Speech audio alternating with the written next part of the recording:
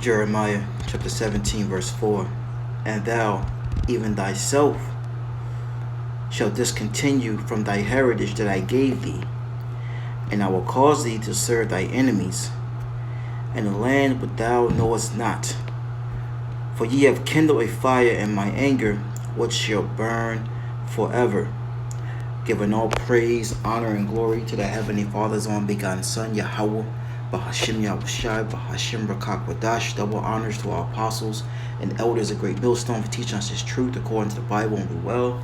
Another Shalom to all the sincere Akians throughout the four corners of the earth, pushing this truth through diligence and sincerity and in charity. And another Shalom to all you sincere followers, believers of Yahweh, Bahashim Yahushai, not just hearers of the word, but doers as well, you men, women, and children, the hopeful elect, Shalom.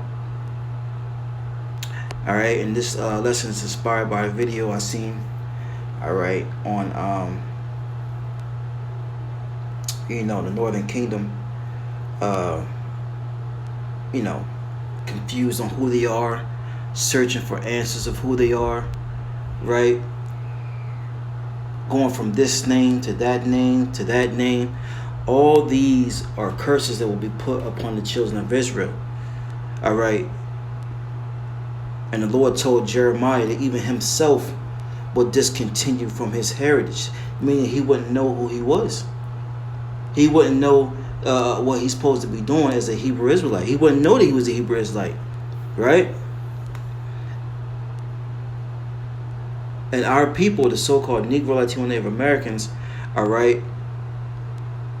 still up under that spell of not knowing who they are. But here it is, week in and week out. We tell our people who they are, right? We tell our people, and I got a video clip we're going to play, all right? But, we tell people who they are week in and week out, and they still do not understand or want to take heed. It says the ox knoweth his owner, and the ass his master's crib, but Israel doeth not know, my people doeth not consider. That's right, because these other nations know who they are. For the most part, they're not going around searching for who they are. They know who they are. It's the children of Israel who don't know who they are. All right? And so when I had apostles and elders on down the Great Millstone, when we go out and tell our people who they are, they don't even consider it. They look at the signs. They see themselves in the signs. And they don't consider it, man. All right? Man. What is in a name? Well, a lot. And when it comes to the Hispanic, Latino, Latinx community, knowing what name applies is a point of confusion and even contention. Recently, the oldest Latino civil rights organization in the U.S. said they would no longer be using the term Latinx, and so did a top Latino congressman. But people and groups who support the term say it makes the community more inclusive. So what are 60 million people in the U.S. supposed to call themselves? That is the question we're hoping language researcher, author, and let's not forget TikTok sensation, Dr. Jose Medina can help answer for us. Dr. Medina, thank you so much for being here. Let's jump right in. Where did the term Latinx originate from, and who created it? Absolutely. So there is no definite beginning to the term Latinx here in the United States. Some people feel like it started to appear in academia, specifically Latinx writers, around 2004. But the truth is that there are others that point to scholars and researchers in Puerto Rico, in Central America, South America, and other parts of the Caribbean that were actually using the X and also the @ sign to be more inclusive in their studies and in their work, their writing work. In your opinion, do you think they were trying to modernize the terms like Hispanic and Latino? Look, as an openly queer Latinx, Latine, Spanglish-speaking language researcher of the world, to me, that intersectionality is really, really important. Sometimes I identify as Chicano and Pocho. Sometimes I identify as Mexican American, but I also, specifically in queer communities, identify as a member of the Latinx community. And the reason why that's so important is that no one really gets to choose how somebody self-identifies. And Doctor, this controversy is so interesting because the term is so multi-layered. It doesn't just define its members in the U.S., but also across all of Latin America. That's nearly 24 countries. It's an intersection of language, multiculturalism, gender identity, and feminism. Is it possible to even find a common ground? Look, I don't think that we need to. I think that any time that we are trying to police language and that are specifically seeking a way to tell folks how they need to view themselves, we continue cycles of oppression. Now, there are a lot of folks that actually are saying that the Latinx term should not be used because it cannot be conjugated in Espanol. But the truth is that if we really stop to think about it, we were colonized from the moment that the Spaniards came to the Americas and took away indigenous tongues. And so all of these attacks. And that's another thing. You know, a lot of Jake, especially of the Northern Kingdom, thinks that Spain is the homeland, the motherland. Well, you were conquered by the conquistadors, man. All right? And just like they beat the Hebrew, right, out of Judah, Benjamin, Levi, they beat the Hebrew out of us. All right? Came over to the Americas and what? Did the same thing. All right? And when you read the book of Galatians, it tells you what the motherland is, man. All right? It tells you. What's that?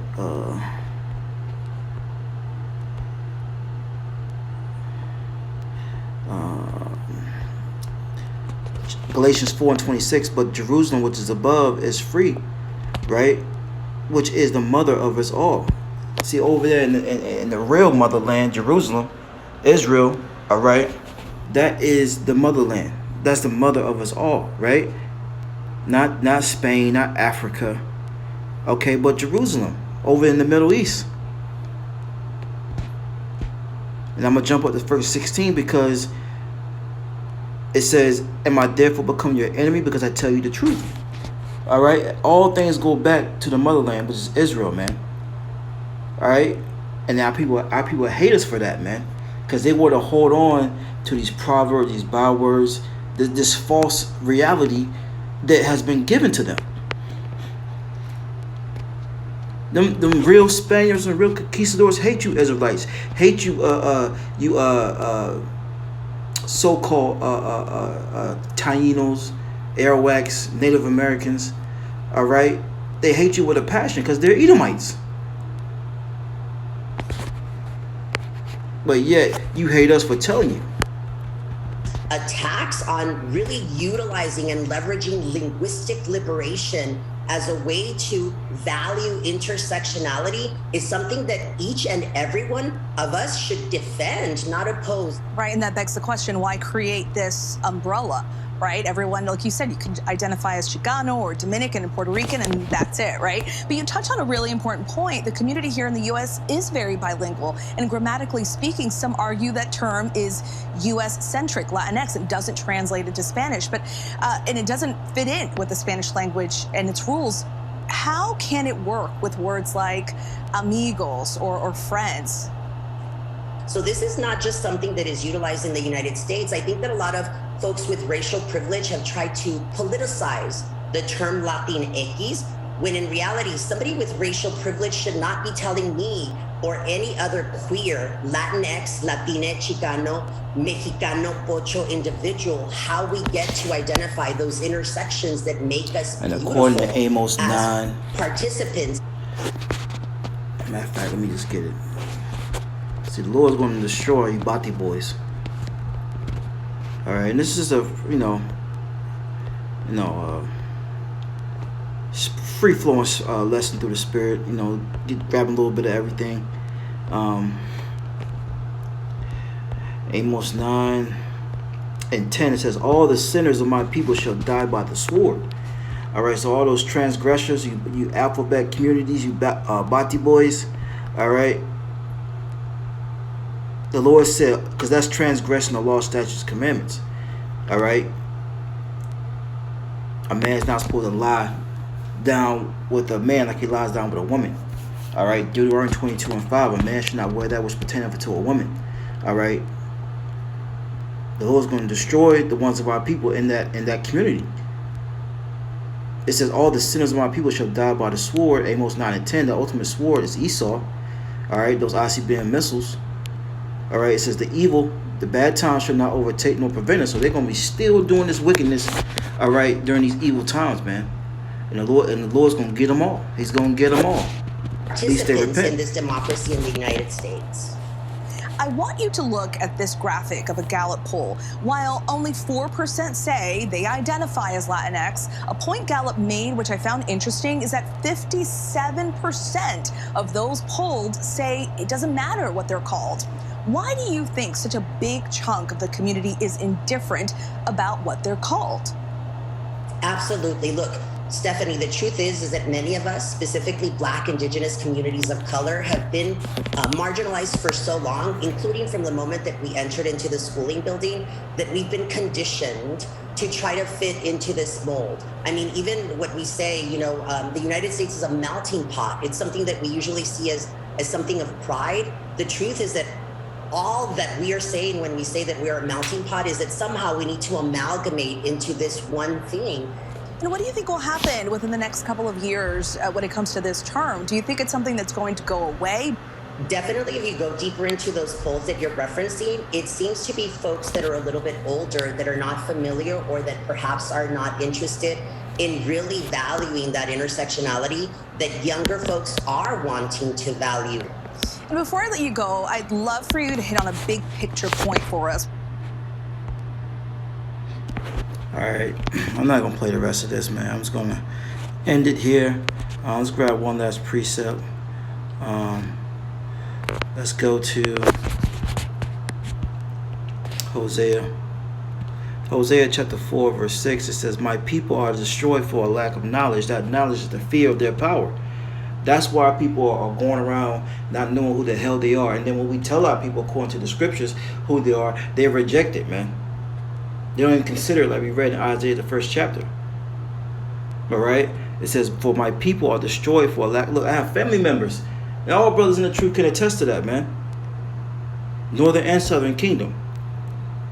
You tell them who they are and they reject it, man.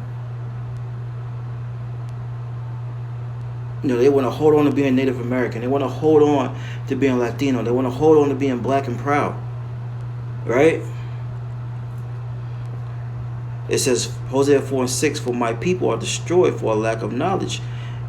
Because God's rejected knowledge, going back to Proverbs 1:7, the fear of the Lord is the beginning of knowledge. I will also reject thee, that thou shalt be no priest to me, seeing thou hast forgotten the law of thy power, also forget thy children. Right? And that pisses the Lord off, man.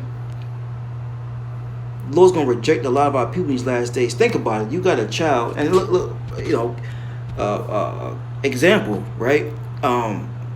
My brother, right, my blood brother, he would have people back in the day. I mean, when he was younger, he would have people call the house, and he went by another name. He didn't go by the name my parents named him. So when the people would call the house, my mother would be like, no one by that name lives here, and she hang up. And then my brother would be like, yo, who is that? They was asking for such and such. Oh, that's me. Well, I didn't name you that, right? How much more the Lord? Here it is. You let our people let Esau, Edom, name them, all right, and give them a heritage. And the Lord's like, wait a minute, I didn't name you that. I didn't give you that as part of your heritage. How much you think? How you think the Lord feels? Right? So in these upcoming days, those who are not waking up to who they are, right? The so-called Negro, Latino, Native Americans, as Israelites, as not ultimately part of the elect, they're going to be destroyed. The Lord says people are destroyed for a lack of knowledge, which is fear. Now the Lord said, I'm a Issacharite. I'm not a Mexican, the Lord said, I'm a Reubenite, all right? Not a Seminole Indian. I'm a Ephraimite, not a Puerto Rican. All right? The elect's going to wake up and understand those things, man. That's what you have to do in these latter days. or not just get left behind. We'll see you in the kingdom. So Lord willing, that's edifying. Until next time I say shalom.